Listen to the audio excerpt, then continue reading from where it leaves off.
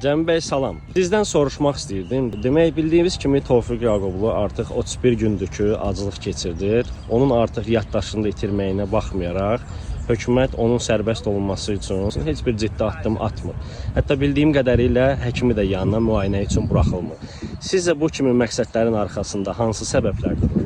Şübhəsiz ki, Tofiq bəyə münasibət Azərbaycanda avtoritarizmin, totalitarizmin formalaşmasının təzahürlərindən biridir və Azərbaycan hakimiyyəti o özü haqqında məğlub edilməz mif yaradır və bu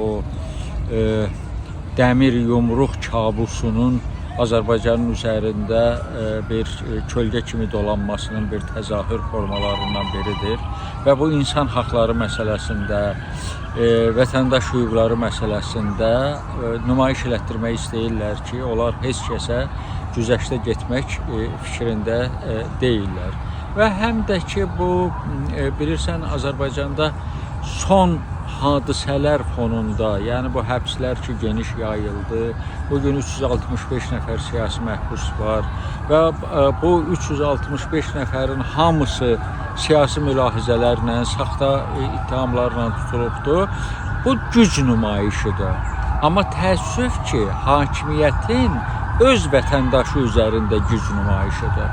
Və bunlar, yəni ki, Azərbaycanda İlham Əliyev rejimi xüsusilə son bir neçə ildə ölkədə qərb dəyərlərinin daşıyıcıların, demokratik düşərgəni daşıyıcıları ilə çox amansız rəftar edir və bununla da özünün şəxsi hakimiyyət rejimin, ailə hakimiyyət rejimin bərqərar eləməyə çalışır və onun ailə hakimiyyəti quruculuğunda qarşısında hansı maneə var, onların hamısını deməli aşmaq istəyir və Tofiq Yaqublunun etirazı ona qarşı olanlardadır və Tofiq Yaqublu məhbusdur, həbsə həyatı yaşayır.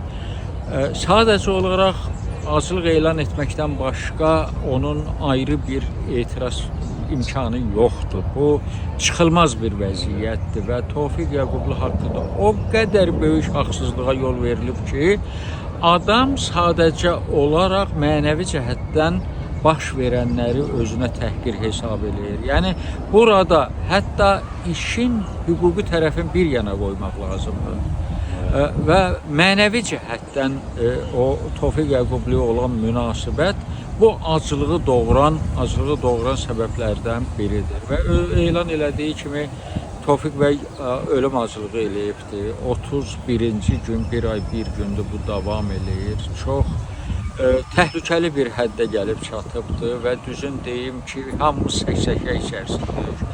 Hər an ağır xəbər ala bilərik və bu bir faciə ilə nəticələnə bilər və yeri gəlmişkən deyim ki, həm xalq üçün, yalnız xalq üçün deyil, eyni zamanda hakimiyyət üçün də faciə ilə nəticələnə bilər və Tofiq Yaqublunun öz hüquqlarını müdafiə etmək üçün seçdiyi bu yol ölümə doğru gedən yoldur.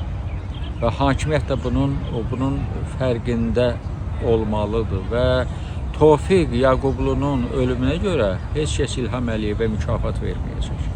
Və bu ölüm bilavasitə onun üzərində qalacaq. Onun adına yazılacaq. Onun hakimiyyətinin törətdiyi deməli ən ağır hadisə olacaqdır. Ona görə Tofiq Yaqublu başqa bir şey tələb eləmir. Tofiq Yaqublu öz haqqını tələb eləyir. Tofiq Yaqublunu o qədər belə saxta ittihamla tutublar ki, o prosesin bir neçə mərhələsi var idi. O şeylər aşkarlanandan sonra Tofiq Yaqublunu elə həbs yerindən buraxmalı idilər və ondan üzr istəməli idilər.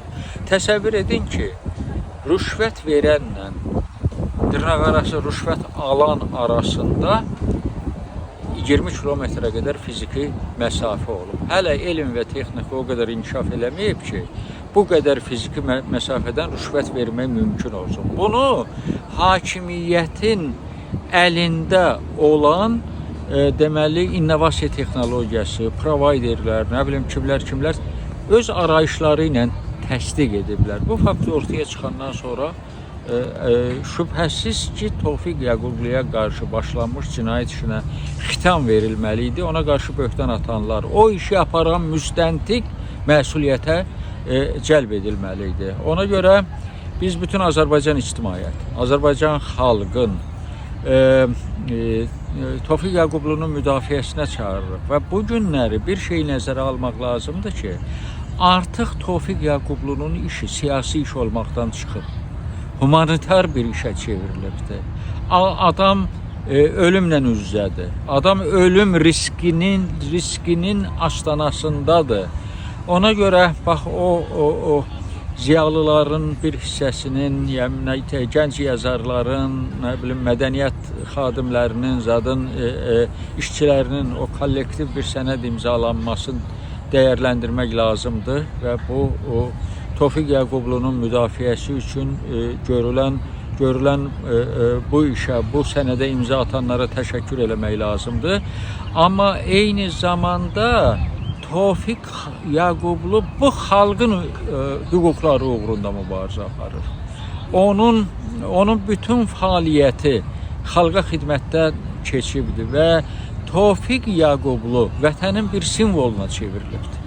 Ona görə də onun həyatı riskdə olan bir zamanda hüquqları uğrunda mübarizə apardığı xalq gərək buna biganə qalmasın və bu günləri Tofiq Yaqublunu azad edəcək, xilas edəcək bir qüvvə varsa, o da xalqın iradəsidir.